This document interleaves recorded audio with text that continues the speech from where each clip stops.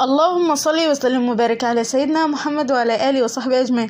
ازيكم يا حبايب قلبي، عاملين ايه؟ يا رب تكونوا بخير ان شاء الله. النهارده هعمل لكم وصفه جديده ان شاء الله تكون سهله وسريعه وبجد هتبقى معاكم تحفه. تعالوا نشوف هنعمل ايه النهارده. قلت اعمل ايه؟ كبد وقوانص. هنعملها كده بطريقه سهله وسريعه جدا.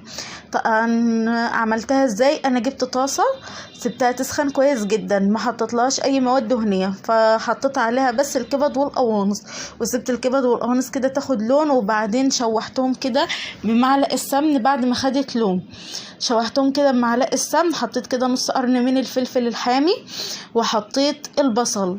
طبعا البصل زي ما انتم شايفين كده مقطعه مكعبات صغيره. طبعا هفضل اشوحهم كده لحد ما يتبلوا كويس جدا، وبعدين بنزل بالطماطم. بحط بقى ايه؟ بحط فلفل اسود وبهارات مشكله وملح. اهو يا حبايب قلبي زي ما انتم شايفين كده بقلب بقى ايه كويس جدا. بعدين بشوح بقى الطماطم